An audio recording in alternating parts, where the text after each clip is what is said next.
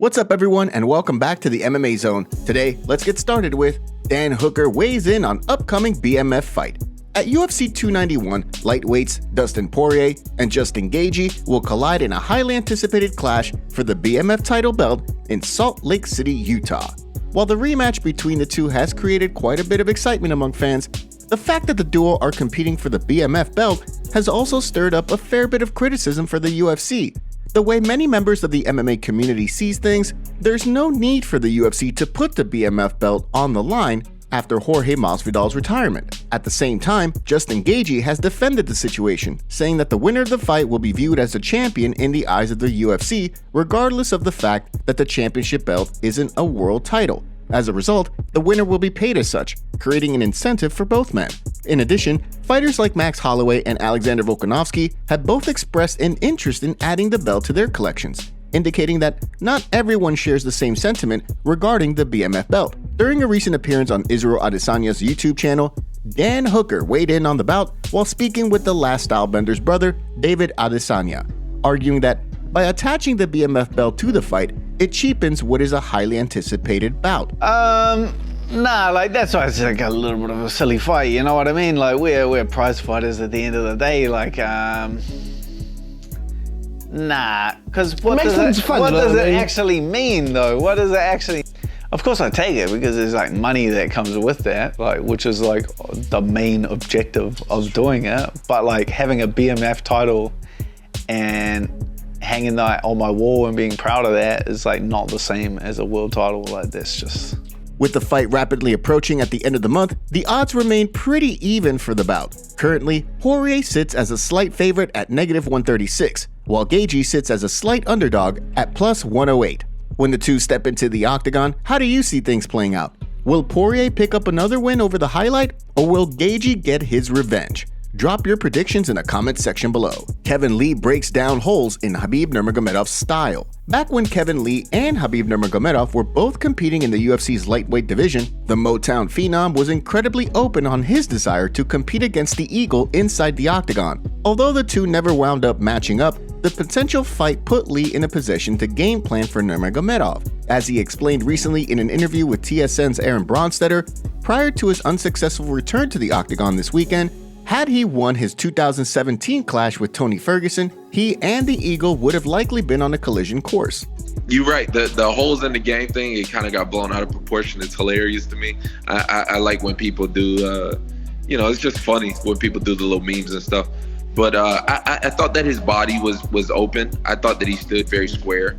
I thought that, that pressure forward style and kind of take it on the chin doesn't lend well to shots to the body, and it would have opened up eventually for a head kick or some type of kicks to the head. Despite the competitive rivalry between the two, they were all smiles when Lee fought Diego Sanchez under the Eagle FC banner. Although Lee had seemingly found a home with the 165-pound division, the lack of US shows wound up resulting in Lee re-signing with the UFC.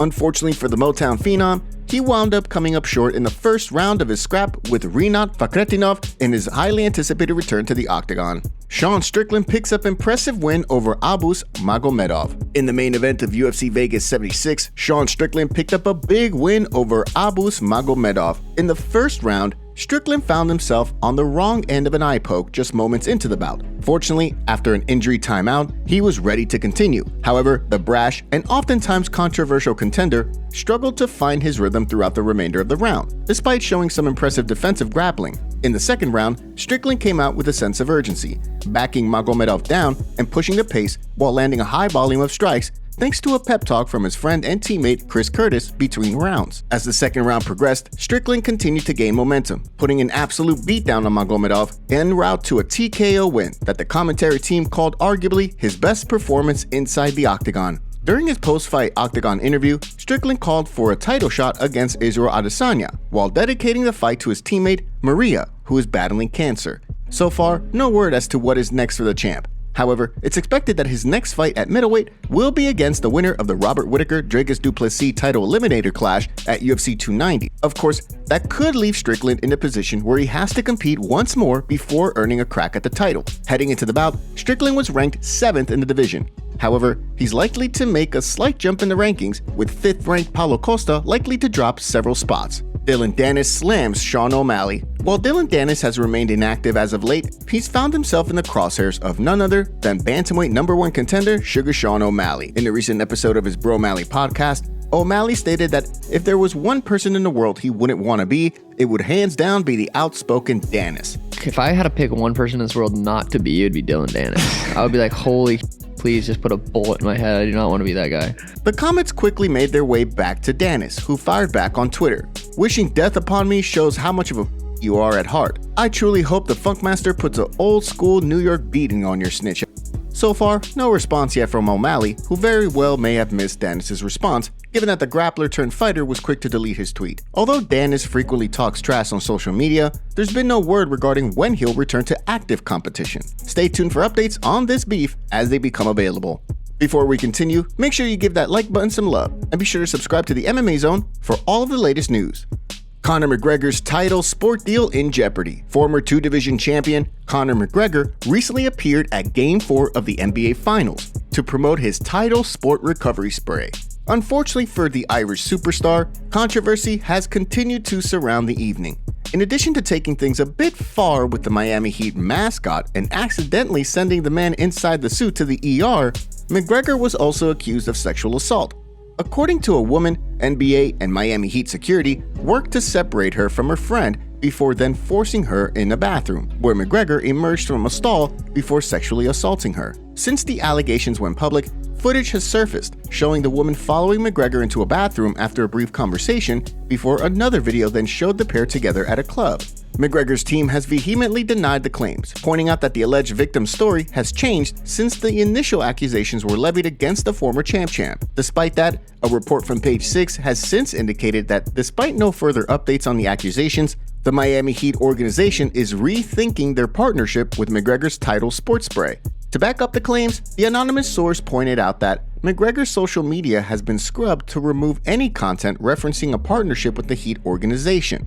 In addition to the fact that there have been no further reports providing updates on the situation, there have also been no updates regarding McGregor's return to the octagon. Daniel Cormier names Mount Rushmore of UFC welterweights. Former UFC champion Robbie Lawler is currently preparing for the final fight of his career at UFC 290 next weekend. With the longtime fan favorite looking to end his career on a high note, the MMA community has continued to throw their support behind Lawler, who has truly transcended multiple eras of MMA. Ahead of the fight, Hall of Famer Daniel Cormier weighed in on the legendary career of Robbie Lawler, admitting that despite his impressive resume, he still doesn't believe that he deserves a spot on the Mount Rushmore of UFC welterweights.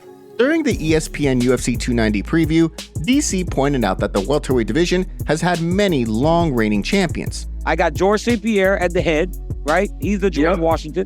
Then I have Matt Hughes. Then I have George St. Pierre, Matt Hughes, Kamaru Usman, and I have Tyron Woodley. You went Tyron Woodley? I went Tyron Woodley, RC, and I get it, right? Him and Robbie would seem to have very similar resumes. But you got to remember when Tyron was the champion, the way he beat Robbie to become the champion. Of course, his comments stirred up quite a spirited debate regarding whether or not Lawler deserved Woodley's spot given his longevity in the sport. With Lawler prepared to ride off into the sunset after one more fight, we want to hear from you. Drop your favorite ruthless Robbie Lawler moments in the comments section down below.